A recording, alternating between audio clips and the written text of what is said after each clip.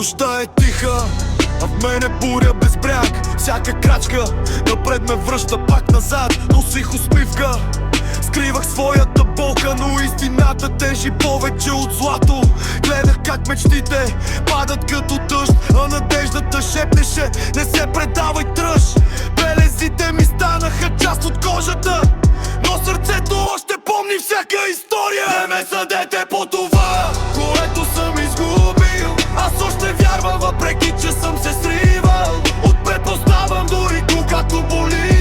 Светлината идва след най-тъмните нощи. Не ме спирайте, ще вървя до край. Дори света да ми обърне гръб без край. Ще нося огъня в себе си до края, защото знам след всяка буря идва раят. Видях приятели да стават непознати, обещания да се превръщат в измами. Но научих, че силата не е в юмрука, а в това да простиш, когато душата се пука.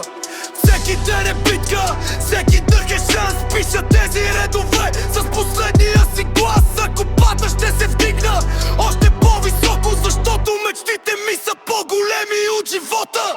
И ако утре всичко пак се срине, ще събера парчетата си без да спирам. Не съм герой, просто човек с вяра, че всяка рана някой ден зараства.